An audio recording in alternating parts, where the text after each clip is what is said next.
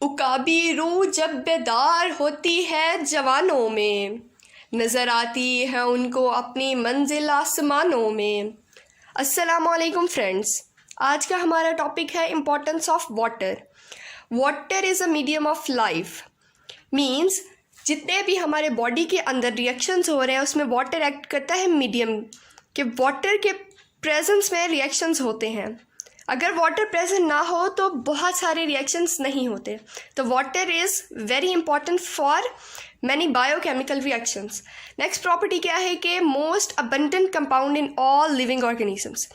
तमाम living organisms में, चाहे वो एनिमल्स हों, प्लांट्स हों, उन सब में क्या है, वाटर बहुत ही नेसेसरी है। जैसे अगर हम एग्जांपल लें कि प्लांट्स को हम वाटर प्रोवाइड करते हैं। वाटर प्रोवाइड होगी तो वो फोटोसिंथेसिस करेंगे। फोटोसिंथेसिस से क्या होगा कि फूड बनेगा, food in the form of fruit. जैसे हम डिफरेंट फ्रूट्स हम इनटेक करते हैं। अगर प्लांट्स ही नहीं होंगे, यानी कि अगर वाटर ही नहीं होगा तो प्लांट ही ग्रो नहीं करेंगे, और उससे वो प्लांट हमें ही नहीं मिलेगा तो ह्यूमन बीइंग की लाइफ भी इम्पॉसिबल हो जाएगी। तो water is a most important compound. अब अगर हम इसके परसेंटेज को देखें कि कितने परसेंट में प्रेजेंट होता है, तो वाटर की कोई फिक्स अमाउंट नहीं है। ये डिफरेंट ऑर्गेनिजम्स में इसकी डिफरेंट परसेंटेज होती है। It varies from 65 to 89% in different organisms. Different organisms में different percentage of water present होती है। अगर हम एग्जाम्पल्स लें, इसे हम एग्जाम्पल्स भी कह सकते हैं कि human tissues contains 20% water. Human के अंदर जो टिश्यूज़ हैं, बोन सेल्स, उसमें हमारे बोन सेल्स में 20% वाटर होता है। और अगर हम ब्रेन सेल्स की बात करें तो उसमें 85% वाटर होता है। इसके अलावा वाटर की एक और प्रॉपर्टी है कि अभी हमने पीछे भी बात की कि जितने भी सेल के अंदर रिएक्शंस हो रहे हैं, एनिमल सेल्स हो या प्लांट सेल्स हो, उसमें वाटर की प्रेजेंस बहुत ही ज़रूरी है। वाटर की प्रेजेंस में रिएक्शन होते हैं। वाटर का एक और फंक्शन है कि water macromolecules, macro means large and molecules, larger molecules जो होते हैं उनकी ब्रेक डाउन कराता है।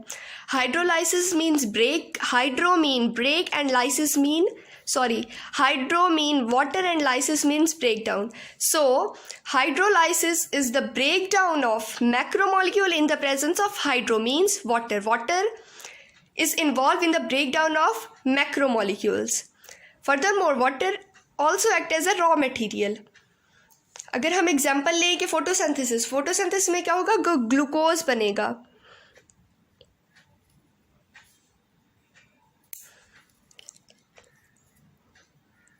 कार्बन डाइऑक्साइड रिएक्ट करेगा वाटर के साथ इन द प्रेजेंस ऑफ क्लोरोफिल और सनलाइट की, तो क्या बनेगा, C6H12O6 ग्लूकोज बनेगा और ऑक्सीजन रिलीज होगी। तो यहाँ से भी हमें पता चल सकता है कि वाटर रॉ मटेरियल है फोटोसिंथेसिस में। वाटर इन्वॉल्व होता है। वाटर कार्बन डाइऑक्साइड के साथ रिएक्ट करेगा तो हमें ग्लूकोज प्रोवाइड होगी। इसके अलावा अगर हम इसकी फर्दर प्रॉपर्टीज़ की तरफ आएँ तो हमें पता चलेगा कि water have solvent property. Solvent property से आप ये एग्जांपल ले सकते हैं कि अगर कोई भी रिएक्शन हो, उसमें कौन कौन से, अगर किसी भी हम बीकर में एक सॉल्यूशन ले रहे हैं तो उसमें क्या होगा, उसमें सॉल्यूट भी होगा और सॉल्वेंट भी। सॉल्यूट हमेशा लोअर क्वांटिटी में प्रेजेंट होता है और सॉल्वेंट जो है हायर क्वांटिटी में प्रेजेंट होता है। अब सॉल्वेंट है, सॉल्वेंट ही सॉल्यूट को अपने अंदर डिसॉल्व करता है तो सॉल्यूशन बनाता है। तो ये क्या है, water is an excellent solvent for polar substances. जो भी पोलर सब्सटेंसेस हैं वो वाटर उन्हें इजीली अपने अंदर डिसॉल्व कर सकता है। और आयोनिक सब्सटेंसेस वो सब्सटेंसेस होते हैं जिनके पास आयंस हो, या पॉजिटिव आयन या नेगेटिव आयन। आयनिक सब्सटेंसेस कौन से हैं, जिनके पास आयंस हो, या पॉजिटिव आयन या नेगेटिव आयन। अब आयनिक सब्सटेंसेस जब वाटर के अंदर डिसॉल्व होते हैं, व्हेन डिसॉल्व्स इन वाटर, अब वाटर भी क्या है, पोलर है, उसके पास भी पोल्स है, एक पॉजिटिव पोल और नेगेटिव पोल। और आयनिक सब्सटेंस के पास भी चार्जेस होते हैं, आयंस होते हैं। तो ये जब वाटर के साथ डिसॉल्व कर सकता है, वाटर इसको अपने अंदर आयनिक सब्सटेंस डिसॉल्व हो जाएगा। और नॉन आयनिक सब्सटेंस के पास चार्जेस होते हैं, पॉजिटिव और नेगेटिव चार्जेस होते हैं। ये भी वाटर के अंदर इजीली डिसॉल्व हो सकते हैं। फर्दर की बात करें कि वही बात है कि all the reactions in cells are aqueous in medium, जितने भी सेल्स के अंदर रिएक्शंस हो रहे हैं वो एक्वस होते हैं, वाटर की प्रेजेंस में होते हैं। हमने पीछे एग्जांपल भी पढ़ लिया कि ग्लूकोज की प्रोडक्शन वो in the cell of plant हो रहा है, प्लांट के सेल में की एग्जांपल है वो। उसके अलावा एंजाइम्स, एंजाइम्स क्या है? एंजाइम्स कैटलिस्ट होते हैं, एंजाइम्स आर कैटलिस्ट, यानी कि ये किसी भी रिएक्शन को स्पीड अप कराते हैं। कोई भी केमिकल रिएक्शन हो, बायोकेमिकल रिएक्शन हो, उसको एंजाइम्स स्पीड करते हैं, उसकी स्पीड को इंक्रीज कर देते हैं। तो ये बहुत ही इम्पॉर्टेंट रोल प्ले करते हैं किसी भी रिएक्शन में। तो एंजाइम्स अगर प्रॉपर नहीं होंगे तो रिएक्शन भी कैटलिस्ट नहीं होगा, स्पीड अप नहीं होगा। तो इसीलिए एंजाइम्स का होना, प्रॉपर एंजाइम का होना, और इसके अलावा कि एंजाइम्स एक्वस मीडियम में वर्क करते हैं। एंजाइम्स को भी वाटर का इन्वायरमेंट चाहिए होता है अपने काम करने के लिए। तो ये बहुत ही एक इम्पॉर्टेंट पॉइंट है। और नॉन पोलर ऑर्गेनिक मॉलिक्यूल्स जैसे कि fats are insoluble in water, non polar है, इनके पास कोई पोल नहीं है, जबकि वाटर क्या है? पोलर है, उसके पास पोल्स है। अगर हम नॉन पोलर ऑर्गेनिक मॉलिक्यूल को वाटर के अंदर, जो कि एक पोलर है ऑर्गेनिक मॉलिक्यूल है, उसमें अगर हम डिज़ोल्व करें तो क्या होगा कि ये डिज़ोल्व नहीं होगा, क्योंकि इसकी बेसिक, अगर हम केमिस्ट्री में जाएं, केमिस्ट्री आप लोगों ने पढ़ी होगी कि like dissolve like, like dissolve like, like dissolve like, यानी कि पोलर में पोलर ही डिज़ोल्व होगा। ये एक बेसिक प्रॉपर्टी है, लाइक डिज़ोल्व लाइक। इसीलिए नॉन पोलर सब्सटेंसेस वाटर के अंदर डिज़ोल्व नहीं हो सकते। अगर हम अगली प्रॉपर्टी पढ़ें वाटर की, वो है हीट कैपेसिटी। हीट कैपेसिटी क्या है? वाटर की एबिलिटी कि वो कितना हीट एब्जॉर्ब करे, यानी कि heat capacity means the capacity of water to absorb heat. इतना वो हीट करे, वाटर इतना हीट एब्जॉर्ब करे कि उसका टेम्परेचर इंक्रीज ना हो, इसको कहते हैं हीट कैपेसिटी। अगर हम इसकी एग्जांपल लें तो क्या है कि अगर 1 ग्राम ऑफ वाटर हमारे पास हो और हम उसे हीट करें, कितना? 15 डिग्री से लेकर हम 16 डिग्री, यानी कि 1 डिग्री सेल्सियस उसका टेम्परेचर राइज हो, तो उसकी हीट कैपेसिटी कितनी होगी? 1। यानी कि इतना टेम्परेचर चेंज किया, लेकिन फिर भी उसकी हीट कैपेसिटी, हीट एब्जॉर्ब करने की कैपेसिटी कितनी है? 1 है। तो बाकी इतनी कम क्यों है इसकी कैपेसिटी? क्योंकि हमने इतना टेम्परेचर भी दिए, प्रोवाइड किया है कि उससे 15 डिग्री सेल्सियस से 16 डिग्री, फिर भी उसकी हीट कैपेसिटी, वाटर की हीट एब्जॉर्ब करने की कैपेसिटी कितनी है? 1 है।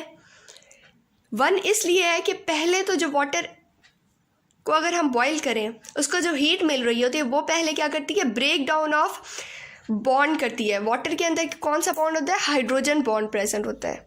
ये वाटर है H2O, इसमें क्या होता है? H और OH, ये हाइड्रोजन बॉन्ड होता है। तो क्या होता है? इसकी ब्रेक डाउन होती है। पहले जो हीट प्रोवाइड करेगी वो इस बॉन्ड को ब्रेक करेगी, उसके बाद फिर वाटर एब्जॉर्ब करेगा हीट और अपनी स्टेट चेंज करेगा। इसलिए इसकी स्पेसिफिक हीट ऑफ कैपेसिटी बहुत ही कम है। इसकी इम्पोर्टेंस क्या है? इसकी इम्पोर्टेंस क्या है कि टेम्परेचर स्टेबलाइज, टेम्परेचर को मेंटेन करता है। देखिए, अगर बाहर टेम्परेचर बहुत ही हाई हो, बहुत ही हीट हो, सनलाइट बहुत ही ज़्यादा हो, तो क्या होगा कि वाटर बहुत जल्दी इवेपोरेट हो सकता है, लेकिन इतना ज़्यादा इवेपोरेट नहीं होता, उसका टेम्परेचर स्टेबल होता है, वो आहिस्ता आहिस्ता बढ़ता है। तो ये क्या प्रॉपर्टी है? वाटर की प्रॉपर्टी है कि वो टेम्परेचर को स्टेबल करता है। फर्दर हीट ऑफ वेपराइजेशन क्या है कि वाटर इतना हीट अब्जॉर्ब करे कि वो लिक्विड स्टेट से गैशियस में चेंज हो जाए, यानी कि लिक्विड से वो गैस बन जाए।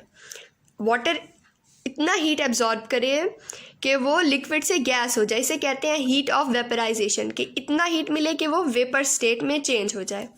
अब heat of vaporization of water, water की हीट ऑफ वेपराइजेशन कितनी है? 574 किलो कैलोरीज पर केजी। अगर हम वाटर को 574 किलो कैलोरीज एनर्जी प्रोवाइड करें, kilo calories is unit of energy, अगर हम वाटर को इतनी एनर्जी प्रोवाइड करें तो क्या है? वाटर वेपर स्टेट में चेंज हो जाएगा, यानी कि वाटर से गैस बन जाएगा। इसकी इंपॉर्टेंस बहुत ही कॉमन एग्जांपल है, जैसे कि अगर हम केमिस्ट्री में आपको याद होगा कि हमने पढ़ा था कूलिंग इफेक्ट, कि वाटर जब मैं आपको एग्जांपल से समझाती हूँ कि जब हम बात लेते हैं तो क्या होता है कि वाटर ड्रॉपलेट्स हमारी बॉडी पर प्रेजेंट होते हैं, तो आहिस्ता आहिस्ता हमें क्या होता है, कूलिंग इफेक्ट प्रोड्यूस होता है। हम कहते हैं ना ठंडक का एहसास हो रहा है, तो कूलिंग इफेक्ट होता क्यों है कि वाटर हमारी बॉडी से इवेपोरेट होता है due to change in temperature change होने की वजह से वाटर हमारी बॉडी से इवेपोरेट हो जाता है और गैसियस स्टेट में चेंज होता है, जिसकी वजह से हमें कूलिंग इफेक्ट मिलता है। उसको कहते हैं परस्पायर्ड। वाटर क्या है, परस्पायर्ड हो गया। ये ह्यूमन बॉडी में होता है, लेकिन अगर हम प्लांट्स में भी बिल्कुल ऐसे ही कूलिंग इफेक्ट प्रोड्यूस होता है। क्या होता है, प्लांट लूज़ करते हैं वाटर, ट्रांसपायर करते हैं, यानी कि वाटर लूज़ करते हैं। अगर प्लांट ने ज़्यादा वाटर एब्जॉर्ब कर लिया है तो वो वाटर लूज़ करते हैं, उसे हम कहते हैं ट्रांसपायर। तो उससे भी उन्हें कूलिंग इफेक्ट, अब जो उनके लीव्स पर वाटर ड्रॉपलेट्स आ गए हैं वो जब एब्जॉर्ब होंगे तो क्या होगा, कूलिंग इफेक्ट प्रोड्यूस होगा। तो वाटर जब एब्जॉर्ब होता है यानी कि वेपर स्टेट पे होता है तो उसकी क्या इंपॉर्टेंस है कि वो हमें कूलिंग इफेक्ट प्रोवाइड करता है।